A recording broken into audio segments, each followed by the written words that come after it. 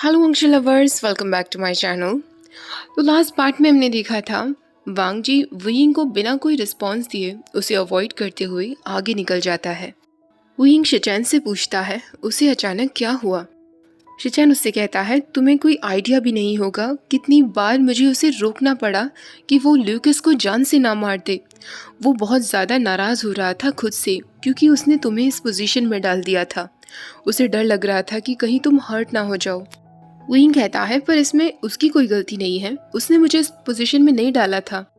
मैंने खुद इस काम के लिए कहा था, वो खुद को क्यों ब्लेम कर रहा है। शिचैन कहता है हाँ, और तुमने सच में बहुत अमेजिंग वर्क किया। फिलहाल वांग जी के साथ क्या सिचुएशन है ये मैं तो एक्सप्लेन नहीं कर पाऊंगा। आई थिंक तुम्हें जाकर उसे खुद बात करनी चाहिए। विंग कहता है ठीक है, पर फिलहाल मुझे मेरे घर जाना है और शार लेना है। उस इंसान के टच को मैं खुद से बिल्कुल हटा देना चाहता हूँ। मेरी कार कीज़ किधर हैं? शिचैन उससे कहता है तुम्हारी कार कीज़ तो वांग जी के पास ही हैं। विंग कहता है मैं अभी उसके ऑफिस जाता हूँ। वांग जी का ऑफिस हॉल में नीचे की तरफ सिचुएटेड था। विंग वहाँ जाकर दरवाजे पर नॉक करता है, पर अंदर से कोई आवाज़ नहीं आती। दरवाज़ा थोड़ा सा खुला हुआ था। वांग जी एक अलमीरा के पास खड़ा हुआ था और कुछ कैश बाहर निकाल रहा था। तभी विंग अंदर जाकर कहता है मुझे मेरी कार कीज़ चाहिए प्लीज़। वांग जी कहता है तुम्हारी कार कीज़ ड्रॉर में है, पर आज रात तुम घर नहीं जा सकते। वुयिंग कहता है पर क्यों नहीं। वांग जी कहता है क्योंकि तुम घर चल रहे हो मेरे साथ। वुयिंग कहता है पर मैंने तो ऐसा नहीं कहा, तुम्हें मुझसे अपने साथ चलने के लिए पूछना चाहिए।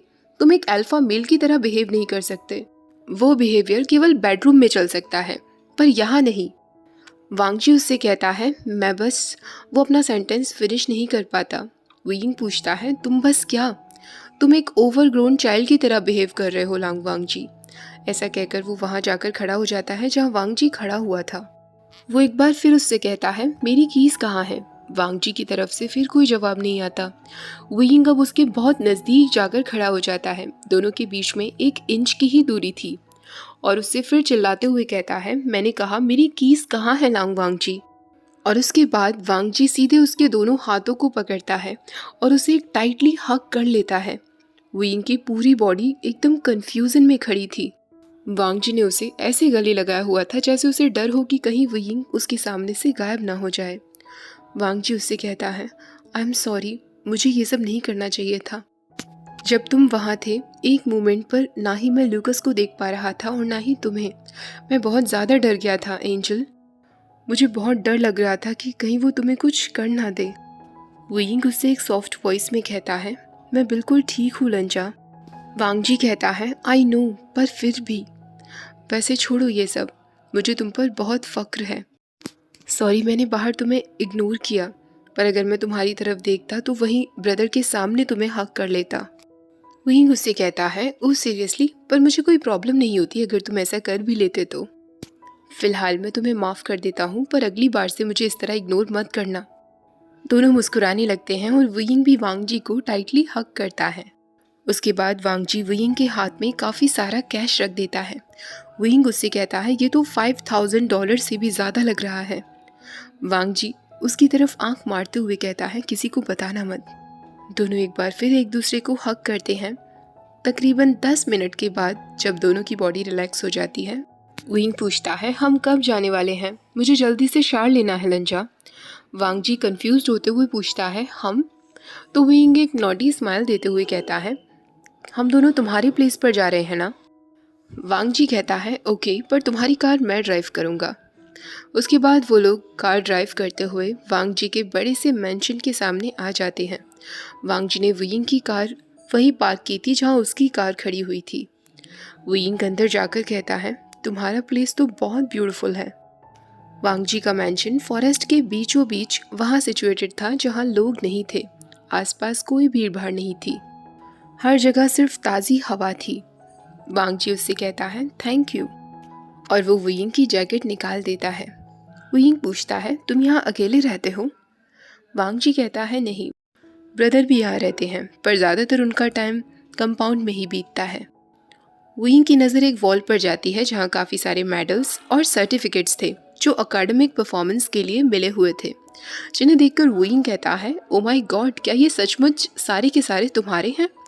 वांग जी कहता है शायद तुम्हें थोड़ा सरप्राइज फील हो रहा होगा, पर हाँ, इनमें से काफ़ी कुछ मेरे हैं और कुछ ब्रदर के हैं। विंग उन सारे सर्टिफिकेट्स को रीड कर रहा था। वांग जी ने हाई स्कूल में फिजिक्स और मैथमेटिक्स में टॉप किया था। विंग कहता है ओ माय गॉड, तुम तो काफ़ी इंटेलिजेंट रह चुके हो। कुछ क्वेश्चंस थे जो विंग उससे पूछना चाहता था, पर वो हेजिटेट कर रहा था। वांग जी ये नोटिस कर लेता है और पीछे से आकर उसे हग कर लेता है। उसके शोल्डर्स पर अपनी चिन रखते हुए कहता है तुम्हारे चेहरे से लग रहा है कि तुम मुझसे कुछ पूछना चाहते हो। घबराओ मत, जो भी पूछना है पूछो। विंग उससे कहता है तुमने पढ़ना बंद क्यों कर दिया? वांग जी पीछे से ही विंग की नेक पर किस करते हुए कहता है मेरे फादर चाहते थे कि मैं हमारे फैमिली बिजनेस को संभालूं। मेरी खुद की लाइफ पर होल्ड लग चुका था। विंग कहता है इसका मतलब तुम्हारे पास और कोई ऑप्शन नहीं था? वांग जी कहता है हाँ। विंग कहता है पर यह तो गलत है। वांग जी कहता है मैं जानता हूँ। विंग पूछता है अब तुम्हारे डैड कहाँ हैं? वांग जी कहता है वो मेरी मदर के साथ हैं, वो दोनों अक्सर ट्रैवलिंग करते रहते हैं। वैसे बहुत हुआ मेरे बारे में, अब तुम्हारे बारे में बताओ, तुम्हारे पेरेंट्स कहाँ हैं? विंग कहता है जब मैं बहुत छोटा था तभी मेरे पेरेंट्स की एक एक्सीडेंट में डेथ हो गई थी। जंगशा के डैड ने मुझे अडॉप्ट किया था, पर आज वो जेल में बंद है। उनके ऊपर बहुत सारे चार्जेस लगे हुए हैं। वांग जी कहता है ओह, वैसे क्राइम ऑर्गेनाइज करना तो मेरी ज़िंदगी का भी एक हिस्सा है, शायद मुझे भी जेल में। इससे पहले कि वांग जी अपना सेंटेंस कंप्लीट करता, विंग कहता है आई स्वेयर अगर तुम भी जेल गए तो मैं तुम पर बहुत नाराज़ हो जाऊंगा। वांग जी विंग की वेस्ट पकड़कर उसे अपनी तरफ खींच लेता है और हंसते हुए कहता है राइट, मैं बिल्कुल भी जेल नहीं जाऊंगा क्योंकि मैं नहीं चाहता कि तुम मुझसे नाराज़ हो जाओ। विंग उससे पूछता है आज रात मैंने जो भी कुछ किया, अगर उस वजह से मुझे लॉकअप में बंद कर दिया जाए तो क्या तुम मुझे बाहर निकलवाने के लिए आओगे? वांग जी उससे कहता है बिना किसी सेकंड थॉट के माय एंजल बॉय। विंग के फेशियल एक्सप्रेशंस एकदम वार्म हो जाते हैं। वांग जी उससे कहता है वेट, तुम ब्लश कर रहे हो क्योंकि मैंने कहा कि मैं तुम्हें बाहर निकाल लाऊंगा? Oh my God wing. Wing कहता है नहीं, ऐसा कुछ नहीं है। वांग जी कहता है ऐसा ही है। वैसे अगर मैं कहूँ कि मैं किसी को भी जान से मार दूंगा अगर उसने तुम्हें हर्ट करने की कोशिश की, फिर तुम्हें कैसा फील होगा? विंग ये सब सुनकर बुरी तरह ब्लश कर रहा था। वो वांग जी से कहता है बस भी करो। विंग उससे कहता है बिल्कुल नहीं। अगर मैं कहूँ अगर किसी भी मैन ने तुम्हें टच करने की कोशिश की तो मैं उसे जान से मार दूंगा, फिर क्या कहोगे? विंग कहता है मैं कहूँगा कि मैं इतना स्ट्रांग हूँ कि अपना खुद का ख्याल रख सकूँ, तुम्हें ज़रूरत नहीं पड़ेगी। वांग जी मुस्कुराते हुए कहता है इस बात पर तो मुझे भी बिल्कुल डाउट नहीं है, तुम सच में बहुत स्ट्रांग हो। पर फिर भी याद रखना हमेशा विंग, जिंदगी भर के लिए मैं तुम्हें प्रोटेक्शन दूंगा, चाहे तुम्हें अच्छा लगे या ना लगे। विंग कहता है ठीक है, अब बस भी करो, इतनी भी परवाह मत करो मेरी। क्या मैं तुम्हारा शार यूज़ कर सकता हूँ? वांग जी कहता है श्योर, मेरे रूम में जो शार है वही यूज़ करना। मैं बेड पर तुम्हारे लिए कपड़े रख दूंगा।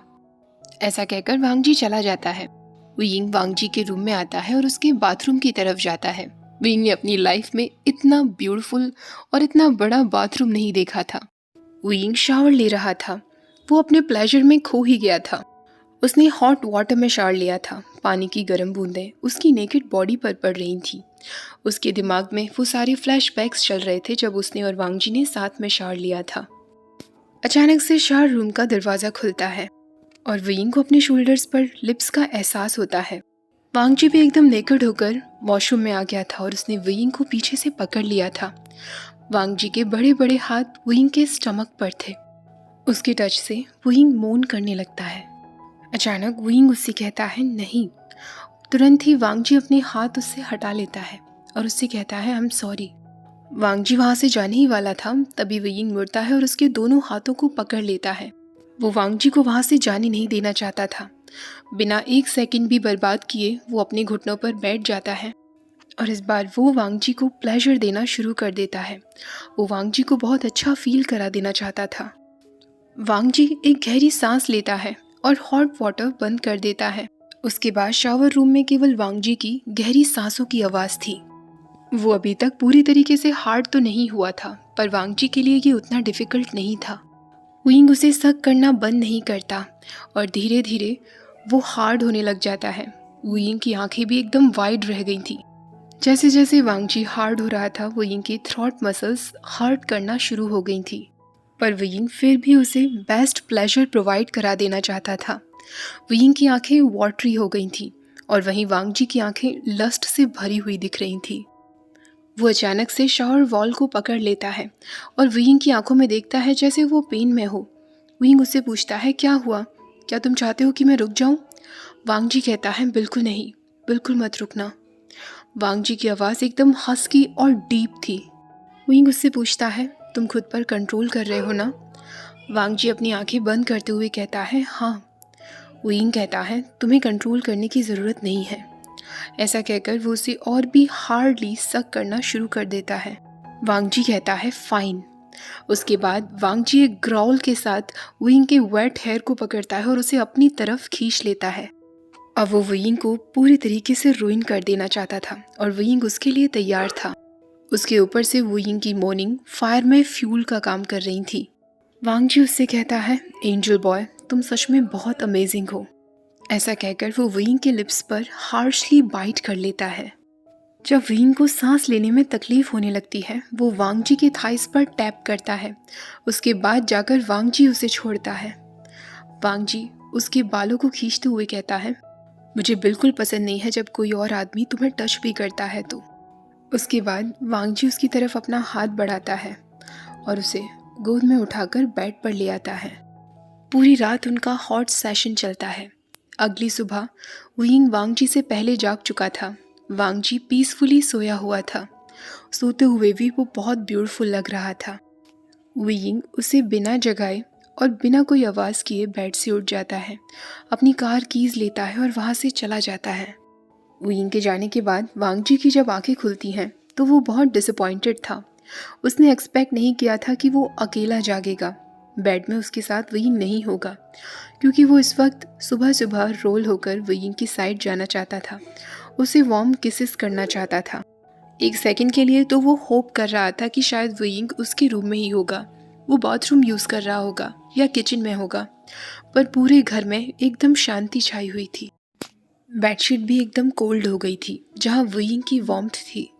वांगजी को अपसेट से भी ज़्यादा एनॉयड फील हो रहा था।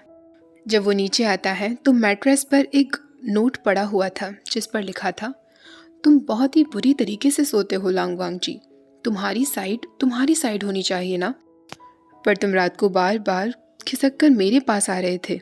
मैं मजाक कर रहा हूँ, मुझे इससे कोई प्रॉब्लम नहीं हुई, मुझे कुछ काम था इसलिए मैं जा रहा हूँ।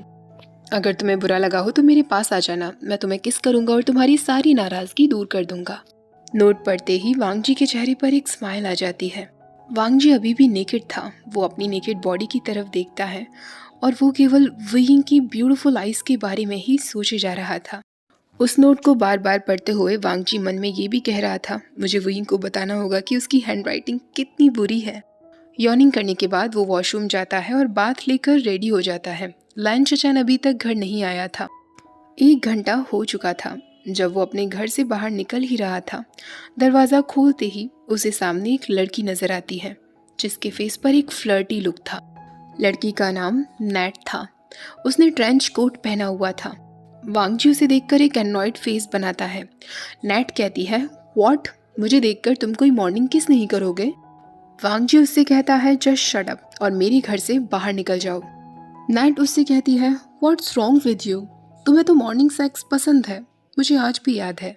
वांगजी कहता है, कुछ गलत नहीं है, अब तुम यहाँ से जा सकती हो। वो घर का दरवाज़ा बंद करता है और बाहर जाने लगता है, पर नैट उसका पीछा नहीं छोड़ रही थी।